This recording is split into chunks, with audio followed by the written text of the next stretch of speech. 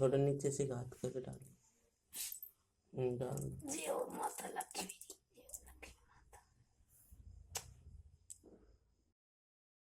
Maybe I was lucky enough to be in a deep enough sleep most nights to not be forced into waking up, but I was growing concerned about what could be causing it.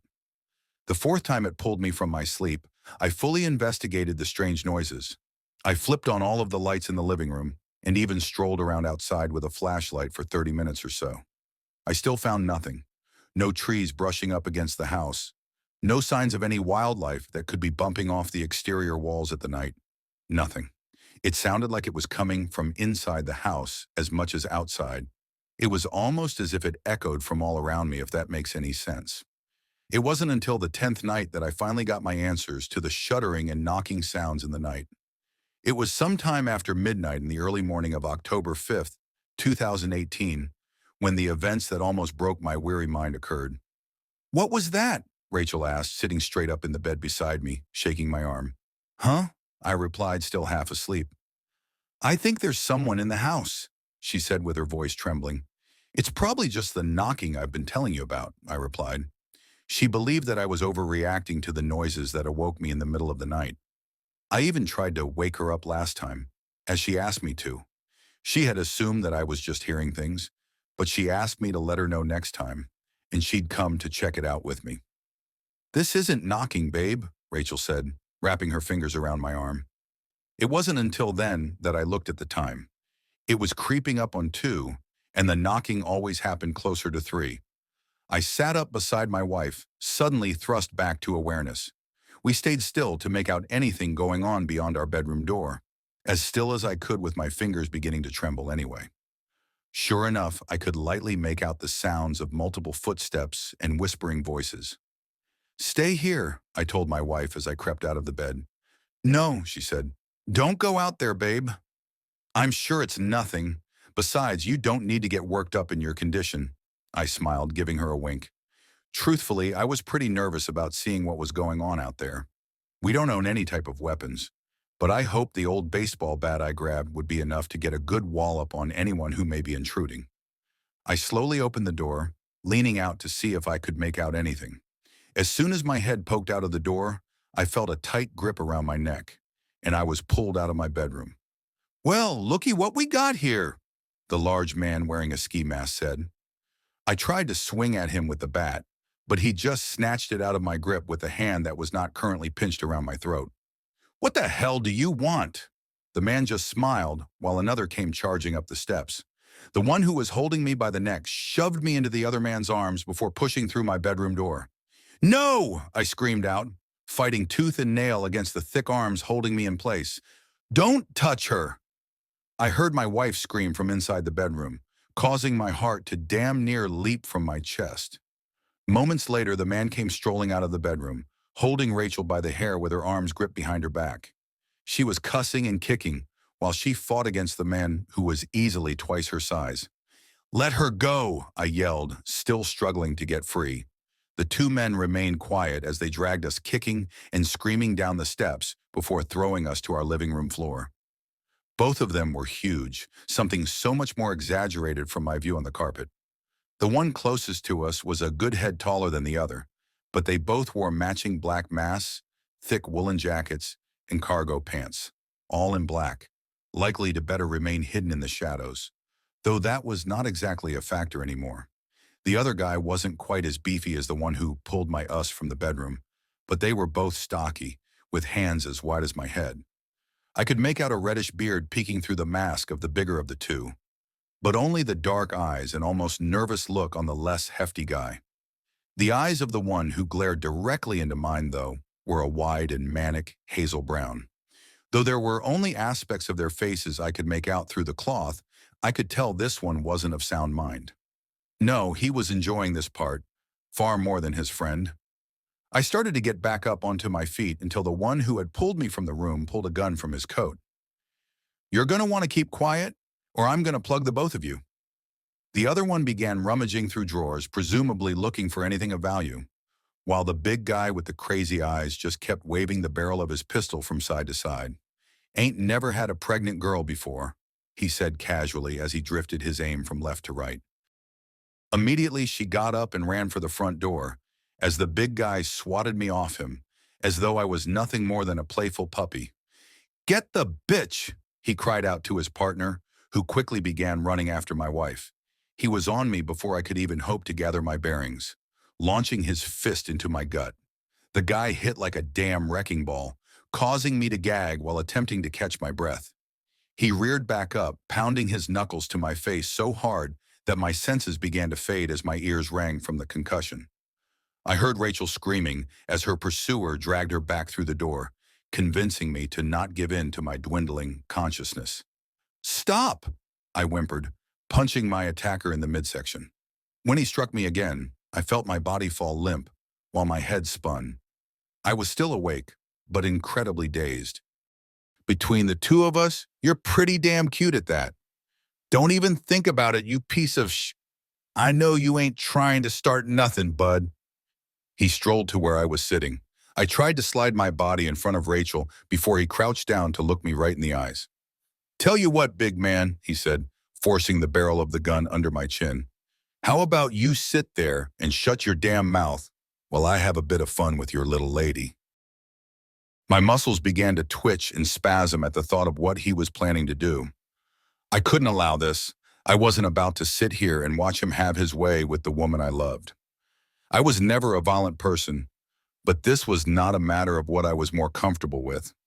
I would not permit this, not while I still had blood racing through my veins. "I know what you're thinking, bud," he said, burying the gun deeper. "Give it a shot if you got the balls." Before I knew it, my arms seemed to act independently from my mind as I swatted his gun away from me and my wife. Being a fully unexpected turn of events to both of us, the weapon slipped from his grasp. A bullet firing into the staircase as it connected with the hardwood floor, skidding into the darkness. Wasting no time, I jumped the hulking man, pushing him onto the floor. "Rachel, run!" Immediately, she got up and ran for the front door as the big guy swatted me off him, as though I was nothing more than a playful puppy. "Get the bitch!" he cried out to his partner, who quickly began running after my wife. He was on me before I could even hope to gather my bearings, launching his fist into my gut. The guy hit like a damn wrecking ball, causing me to gag while attempting to catch my breath. He reared back up, pounding his knuckles to my face so hard that my senses began to fade as my ears rang from the concussion. I heard Rachel screaming as her pursuer dragged her back through the door, convincing me to not give in to my dwindling consciousness. "Stop!" I whimpered, punching my attacker in the midsection. When he struck me again, I felt my body fall limp while my head spun. I was still awake, but incredibly dazed. "Now I'll show you what you get for pulling that shit," the man who still wore my blood on his knuckles said, getting back to his feet while his partner tossed Rachel into his arms. He tossed her to the floor, kneeling to pin her beneath him. He began tearing at her pajamas while she fought to break free, her screams blending with the sounds of ripping fabric. "No," I said, barely holding on.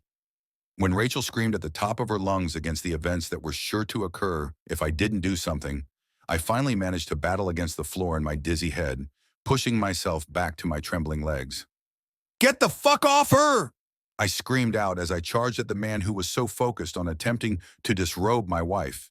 He didn't see it coming until it was too late. "Jesus Christ!" his friend yelled out as the big guy turned to face me, just in time for his teeth to shatter across my fist. The hit must have knocked him out cold. He just dropped, limp onto Rachel as the other guy came at me. I quickly ducked in anticipation of his attack, ramming my elbow into his midsection. When he fell to the floor, clutching at his gut, I wasted no time in making sure he wasn't getting back up anytime soon. I felt my toes crack as they bent forward from the force of my kick, but I would register that pain later. I reached a hand to Rachel after tumbling the heavy beast upon her to the floor. "You okay?" I asked, trembling from the pounding in my chest. "Yeah," she said with a nod, pulling her torn top shut. "You?" I just gave a nod, attempting to push the pulsing pain in my swelling face to the side for the time being. While I glanced around the room in search of something to tie the men up with, before they could reawaken, I noticed the gun laying on the floor by the steps. "Get to the car," I said, glancing from the discarded weapon to my still shivering wife. Where are the keys? Shit, in the bedroom. Head out there. I'll grab them and... No, I'm not leaving you. I'll grab the keys and call the police. You grab that, she said, gesturing to the gun. Then we'll get away from here together, okay? Just be quick, yeah? While Rachel headed upstairs, I retrieved the pistol and began searching for something to bind the unconscious men. While I still planned to get the hell away from here after my wife returned, I hoped to have the intruders wrapped up like a Christmas present for the police. Regardless of any of that, my only priority was getting us to safety. Though I kept looking back at where the men lay on the floor as I continued my search, my thoughts were all over the place. Everything since leaving the invaders unconscious had taken place over minutes at most.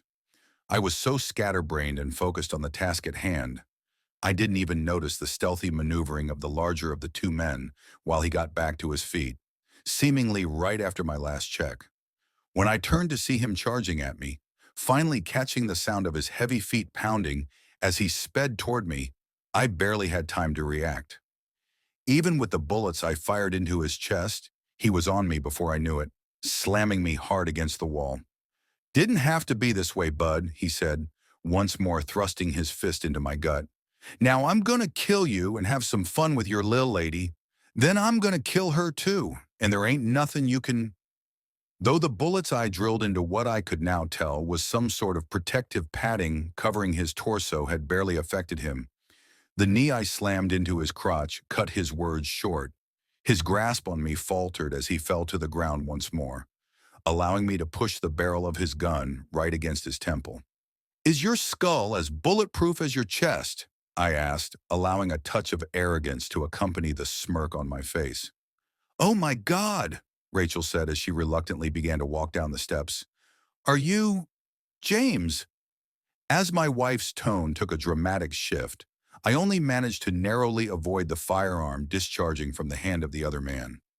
I felt the bullet tear into my shoulder, which would have surely been a kill shot without the warning I barely had time to register. "Run!" I screamed out as the big guy took me to the ground.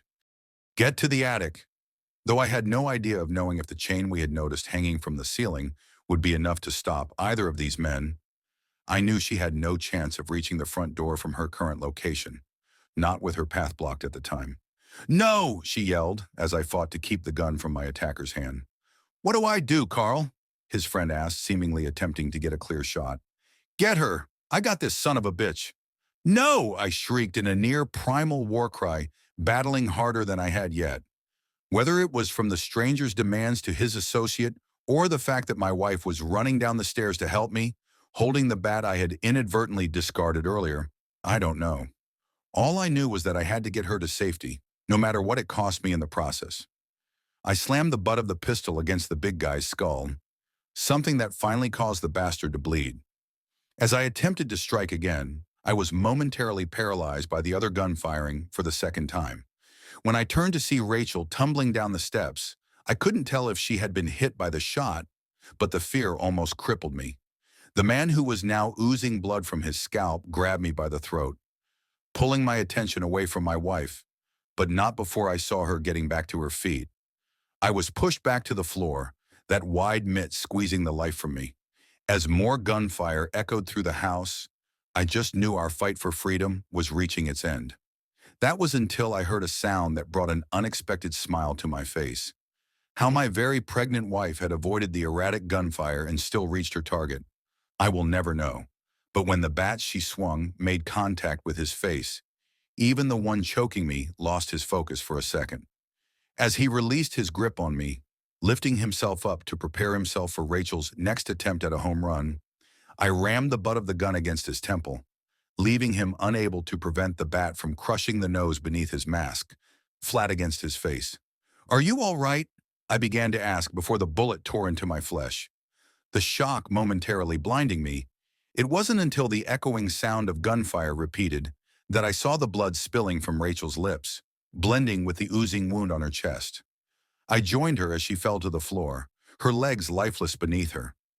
This is it, I thought, feeling the hopelessness consume me.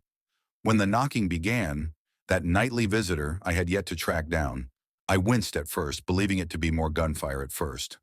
"What is that?" Rachel asked in a strained voice.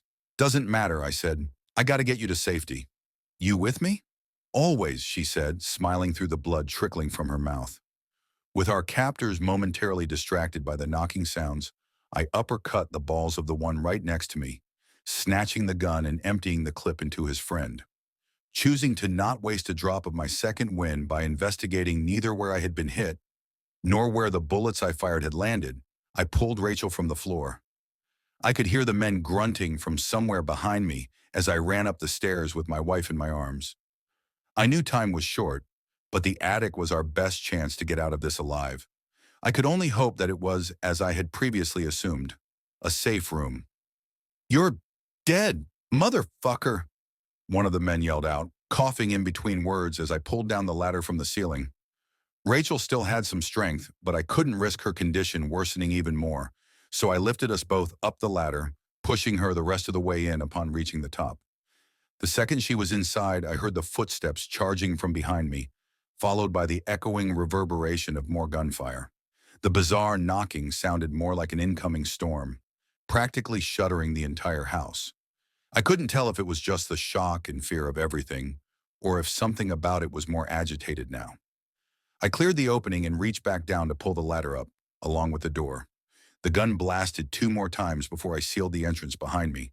Not allowing anything else to register, I reached up for the hooked chain and latched it onto the loop on the back of the entry flap. As the adrenaline that had spiked began to fade, while the walls around me shuddered so violently, I thought the house may collapse any moment. I finally began to register the pain. Looking down to see the blood oozing from my stomach and left leg, I was uncertain which had happened first. "Babe," my wife said in a weak and shaky voice. Rachel was just laying on the floorboards, still gripping at her chest as blood spewed between her fingers. I hadn't taken note of either of our injuries when I sped us from the living room to the attic, but I feared the worst, seeing the gaping wound my beloved had. "It's okay, sweetheart," I said, fully disbelieving my words. "We're gonna get through this." I could hear the invaders pounding and pulling on the door, while the near-deafening knocking and shuddering were echoing from behind the plywood that lay across the floor some feet from us. Bullets fired off beneath me, but none seemed able to penetrate the floor we lay on. I yelled out in fear and anguish as the love of my life coughed out thick blood before falling silent beside me. I pounded my fists on the wooden floorboards, my tears blending with the blood soaking my shirt, while the pain in my stomach threatened to push me past my breaking point. The yelling duo still fought to get in, as the shuddering around me somehow became more focused. While it had felt like an earthquake before, like the ground may have opened up, to swallow the building whole, it now shook from below the oddly placed sheet of plywood on the floor. While the curiosity of it all bounced around in my mind, the only thing I could focus on at the time was my beloved, who I feared had already left the room. I laid my head on her still bleeding chest, wailing out against the pain in my gut and my heart. "For when they come," my wife said softly. I jerked my head up and looked at her face. She was still alive, but only barely. "Don't speak, babe," I said as tears rolled freely down my face. "The door," she whispered. "Don't worry about that. It doesn't matter. Just try."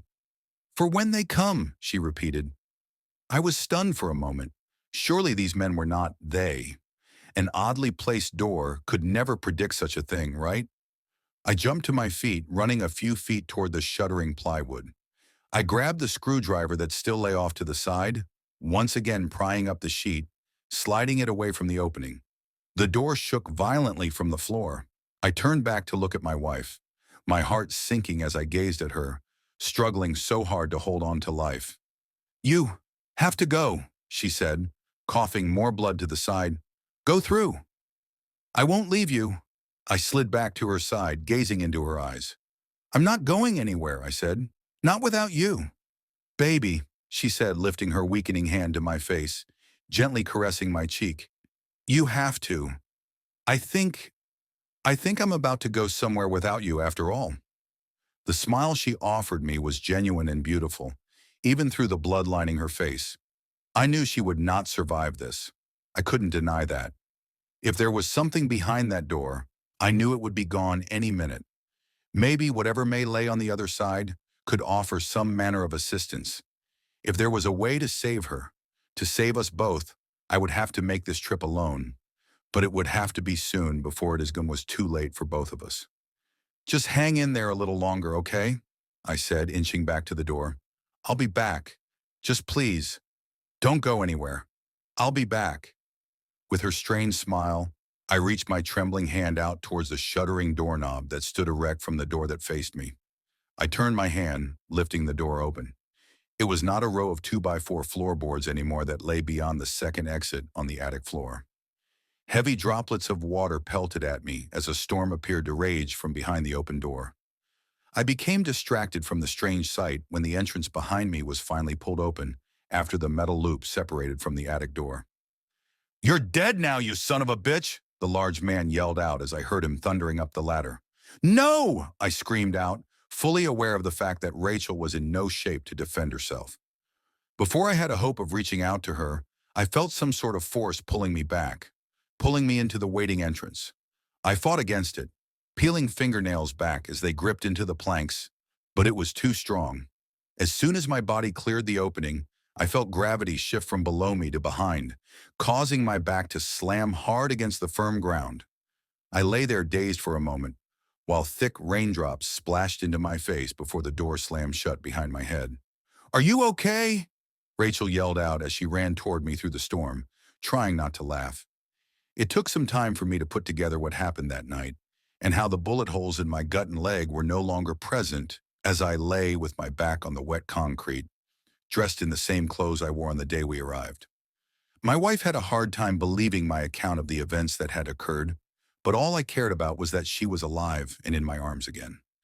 I took her up to the attic and showed her the unusual door that still lay behind the long and wide sheet of plywood.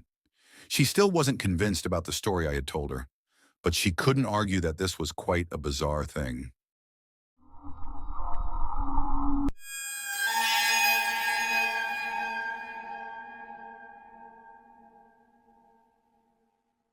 When we come to see